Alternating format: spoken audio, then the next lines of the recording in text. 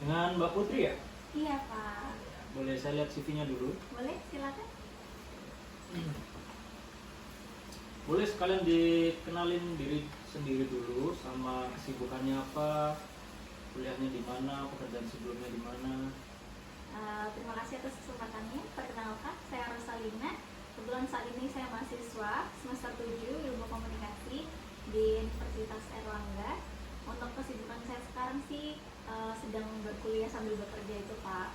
Kebetulan saya sendiri sudah bekerja dari saya semester 1. Dari semester 1? Iya, dari semester 1 hingga saat ini semester 7.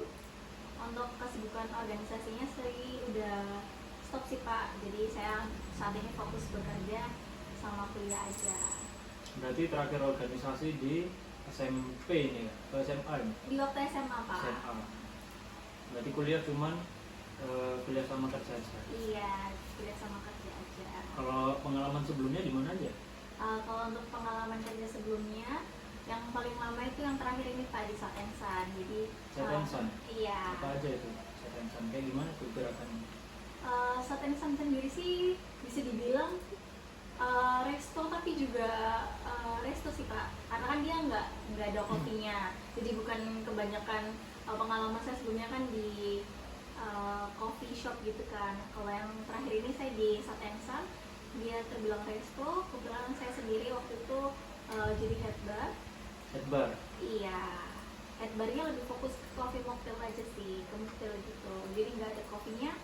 Saya lebih fokus sama yang basicnya tea, sama yang soda-soda gitu aja sih. Kira-kira kalau pas jadi head bar itu, apakah memang fokus ke head bar aja atau juga bikin produk? Kebetulan saat itu saya fleksibel sih, Pak. Karena role kerja utama saya sih sebenarnya cuma leading aja ke teman-teman. Leading, berarti memimpin. Iya, kebetulan waktu itu untuk barnya sendiri ada 7 orang. Jadi waktu itu saya bisa dibilang dari jadwal shift, schedule itu saya masuk job desk-nya saya. Stok itu stok dari stok mingguan hingga stok bulanan, termasuk pekerjaan yang saya kerjakan waktu saya di Satensan sendiri. Berarti head bar sama bikin produk termasuk? Iya, termasuk itu bikin kayak produk. jadwal juga gitu ya? Iya. Terus yang sebelum-sebelumnya itu kan di coffee ya? Iya. Itu gimana kamu switching dari coffee ke mocktail? Sebenarnya sih nggak yang terlalu susah dan berat ya, Pak, karena kan masih di satu lingkup food and beverage gitu kan, jadi masih sama kan dunia. Cuman memang fokusnya sekarang nggak yang kopi. Kebetulan kan dari semester 1 itu saya selalu ada yang coffee shop. Coffee shop? Iya, jadi dari semester 1 itu fokusnya kopi, gimana caranya dari awal biji kopi itu kan pasti ilmunya kan dari seorang barista sendiri harus paham kan. Nah, waktu di Satensan itu benar-benar ditinggalin banget itu semuanya kopi-kopi. Jadi fokusnya benar-benar ke mocktailnya aja. Kalau dulu yang di coffee, yang dilakuin apa aja? Misal dari awal masuk, misal shift pagi atau shift sore itu kan pasti pernah dapat kan ya kedua shift itu ya? Iya. Kira-kira yang dilakuin apa aja itu pas di coffee shop? Kalau yang di coffee shop sih kebanyakan semuanya, meskipun barista itu all around ya, Pak. Jadi all around tuh nggak yang cuman fokus bikin produk aja, tapi juga kita ya kasir, server, terus pelayanan juga. Jadi Pelayanan? iya, jadi dari kita shift pagi itu yang pasti prepare segala macam, dari prepare barnya sendiri, area floor, area outdoor, indoor, itu semuanya juga masuk tanggung jawab kami. Lalu operasional sih kebetulan meskipun orang tapi kan ada divisinya. Jadi misal saya barista, fokus utama saya memang di barnya. Cuman setelah nggak menutup kemungkinan kalau pekerjaan di area bar saya udah selesai sih, saya nggak yang apatis dan nggak yang tutup mata gitu. Misal ada teman saya di section yang lain butuh bantuan, itu saya juga harus bisa dibilang saling backup gitulah. Pagi maupun malam hampir sama sih, bedanya kalau yang pagi prepare untuk operasional dari pagi sampai malam. Kalau yang closing itu lebih ke closing kebersihan aja sih, kebersihan sama kita biasanya overhandle. Jadi kita catat semua yang di malam itu aja yang habis, apa aja yang perlu dipersiapkan untuk besok pagi. Nah itu biasanya kita catat, kita infoin Frendel buat yang shift paginya. Jadi shift pagi opening prepare, tinggal ngikutin apa yang kita notes aja di malam itu. Kalau misal ini kan tadi berbicara soal headbar ya, itu kalau misal ada kendala di tim kamu itu, misal kendala dalam artian ada uang minus atau tim kamu berselisih, itu kamu gimana menanganinya kalau menjadi headbar sesuai yang setensan tadi ya? Kalau untuk dari pribadi saya sendiri sih, yang pertama saya pasti akan berusaha untuk netral ya Pak. Meskipun saya lebih dekat dengan si A atau si B, tapi tetap saya harus netral karena saya di situ sebagai headbar. Nah saya akan objektif sih Pak, tergantung case masalahnya itu apa. Dan sebisa mungkin saya mencoba memahami POV dari kedua belah pihak ya sebelum saya mengambil keputusan. Begitupun juga saat saya mengambil keputusan, saya nggak yang asal ambil keputusan gitu. Bisa dibilang kan di setiap pekerjaan pasti ada struktur manajemennya kan. Kebetulan saya cuma headbar, di atas saya tuh masih ada lagi manajer. Nah mungkin kalau untuk pengambilan keputusan sendiri akan saya obrolin dengan manajer biasanya. Cuman saya kan sebelum ke menghadap ke manajer, pasti saya kan sudah memberikan pandangan saya terkait apa yang sudah saya cari tahu di lapangan mengenai masalah tersebut. Kalau dari beberapa tempat coffee shop yang sebelumnya sama setensan itu sempat didatangi sama ini turis, belum pernah ya? Oh, sudah Pak. Itu kamu pernah menangani? Iya, kebetulan karena saya bisa dibilang di frontliner juga, jadi pasti untuk tagging order beberapa kali dapat customer turis asing, baik yang bisa bahasa Inggris maupun yang nggak bisa bahasa Inggris itu ada pernah.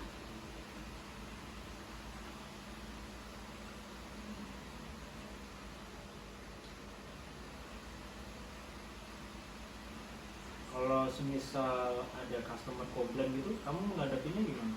Di tempat-tempat sebelumnya itu kan pasti berbeda-beda ya tipe-tipe customernya ya. Itu kamu menghadapinya gimana?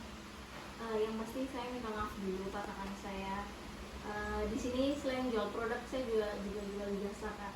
Jadi saya akan minta maaf dulu, berikan pelayanan yang terbaik dulu. Meskipun bisa dibilang pasti saat customer komplain itu kan dengan di kondisi yang tidak nyaman dan kurang baik. Nah itu pasti saya akan berusaha mengembalikan kondisi tersebut ke titik nyaman dulu. Lalu kalau misalnya komplainnya mengenai hal-hal yang bisa saya putuskan saat itu juga, misal makanannya salah atau makanannya kurang atau makanannya bahkan kita lalai dalam quality control, mungkin saya akan pastikan itu akan langsung kita ganti sih Pak. Biasanya sih seperti itu, karena itu termasuk juga sih di komplimen, ada jenis-jenis komplimen dan itu termasuk. Setensan, mobil, sama sebelumnya coffee shop ya? Nah kalau dari setensan sendiri itu bisa jelasin nggak dari kamu buat produknya dari awal sampai ke serving customer, itu beda nggak menurutmu sama yang di coffee shop? Apa pas kamu ganti agak bingung atau gimana? Itu kan udah jelas beda ya mocktail sama kopi ya. Itu gimana kamu mengatasi adaptasi tempat yang baru gitu?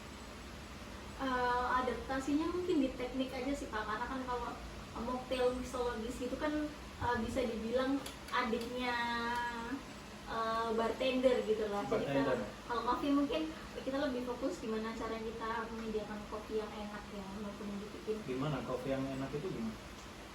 Kopi yang enak itu kalau di Surabaya sendiri nggak bisa dipukul rata sih Pak, karena kan kita Surabaya di Jawa ya. Apakah dari kayak misalnya mesin mempengaruhi atau tapi bisa kamu yang mengoperasikan mesin, latte art gitu bisa ya? Bisa. Itu menurut kamu mempengaruhi nggak mereka semua itu? Mempengaruhi, cuman nggak yang besar sih. Memang kunci utamanya sih di beans coffee itu sendiri sama di baristanya, karena kan teknik penyeduhan yang benar itu pasti juga penentu, bisa dibilang faktor utama penentunya gitu Pak. Selain dari mesinnya itu sendiri ya, skill baristanya itu jadi bilang faktor pentingnya sih selain dari alat-alatnya. Tapi kamu ngomong-ngomong tadi yang kuliah tadi sama kerja Itu bisa ya bagi waktunya? Atau sempat ada telatnya, izin telat, mungkin telat di izin telat kelas atau telat masuk kerjanya, bisa itu? Kasih contoh lah salah satu, mungkin kayak kamu menggambarkan situasinya saat kamu sehabis kuliah tiba-tiba kerja, itu kamu gimana bagi waktunya? Alhamdulillah sih selalu berjalan lancar ya Pak, karena kan saat interview saya sudah memperkenalkan diri di mana saya tidak menutupi kalau saya seorang mahasiswa. Nah itu biasanya jika memang diberi kesempatan bekerja di tempat tersebut, pasti saya akan memberikan langkah awalnya, saya akan memberikan jadwal saya sih, jadwal kuliah gitu. Oh berarti kamu mengatur waktunya, negosiasi sama tim yang bikin jadwal? Iya, biasanya seperti itu. Nah, karena saya bisa dibilang saya yang membutuhkan itu, jadi di saat saya waktu luang saya bebas mau ditaruh di shift pagi, shift malam, jumping. Karena kan memang di saat saya kuliah saya berharapnya diberikan kesempatan dan diberikan kemudahan untuk memilih shift yang tidak bertabrakan dengan jadwal kuliah saya. Kalaupun biasanya bertabrakan gitu, biasanya saya langsung izin sih Pak, langsung izin, minta maaf dulu sama teman-teman juga, karena kan kalau misalnya kita terlambat atau apa kan yang backup kan pasti teman-teman yang in charge kan. Jadi itu sih Pak. Nah untuk langkah tanggung jawab saya sih biasanya saya mengganti keterlambatan saya itu di waktu berikutnya. Jadi waktu berikutnya itu biasanya saya lebih free untuk bekerja lembur, mengisi keterlambatan saya. Atau biasanya kalau memang SOP-nya tidak bisa izin mendadak atau memang tidak memungkinkan untuk saya terlambat, itu biasanya saya menerima kalau untuk potongan gaji itu biasanya. Tapi itu jarang terjadi sih Pak, karena kebetulan selalu fleksibel dan jadwal kuliahnya juga alhamdulillah sih sangat kooperatif ya dengan jadwal kerja saya juga. Ini kan kalau di tempat saya itu coffee shopnya kebanyakan udah bapak-bapak. Itu kamu sendiri bisa nggak kalau bekerja sama bapak-bapak? Atau memang sebelumnya itu, kalau setahu saya itu Setensan banyak remajanya ya? Itu menurutmu gimana? Kalau saya Karena sih, kalau di tempat saya ini nanti rencananya juga ada mau ganti mesin. Nah, kamu gimana itu? Bisa tadi? kalau saya sih insya Allah bisa sih Pak, karena kan selain skill yang dipunya kan kita juga harus mempersiapkan diri untuk beradaptasi dengan lingkungan yang baru, challenge yang baru, itu pasti sudah saya persiapkan sih sebelum saya datang interview hari ini. Insya Allah bisa.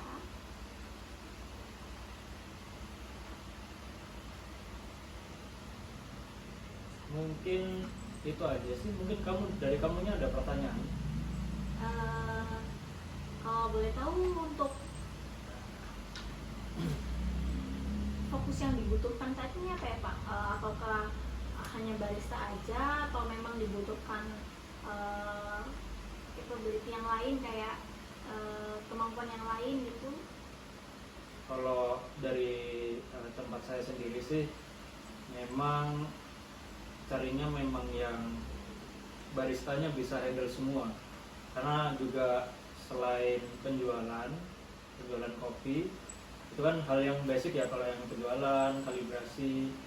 Nah, saya juga butuh ini, stock of name, terus laporan penjualan harian, kayak gitu-gitu sih.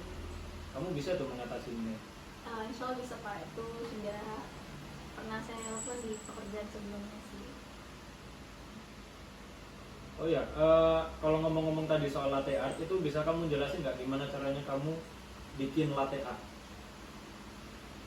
Itu mungkin nggak lah, step by stepnya gimana kalau menurut kamu? Biasanya sih kalau latte art sendiri sih biasanya kita fokus di stretching susunya sih Pak. Stretching susu. Iya, jadi nggak semua susu tuh bagus kalau untuk dibuat latte art. Nah, beberapa susu tuh kurang bagus. Jadi kalau di stretching terlalu lama, terlalu sebentar tuh dia bubbling kayak bubbling gitu ya Pak ya. Nah itu sih Pak, kita biasanya fokus ke waktu stretchingnya, suhunya. Suhu. Terus? Udah sih itu aja sih Pak, sama teknik itu sendiri, dan biasanya nggak terlalu lama. Jadi dari ekstraksi kopinya itu sendiri, lalu kita campur dengan susu hasil steaman kita tuh nggak boleh terlalu lama agar kremanya itu masih ada, supaya waktu kita pouring, waktu kita mulai proses gambarnya tuh masih klop gitu antara krema sama steam kopinya. Udah sih itu aja.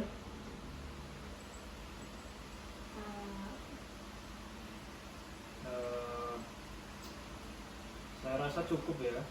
Ini yang kamu berikan tadi, nanti bisa saya pertimbangkan lagi. Kalau misal memang cocok untuk coffee shop saya, nanti saya panggil lagi. Kalau misal tidak juga nanti saya kabari. Terima kasih Mbak Putri. Terima kasih Pak.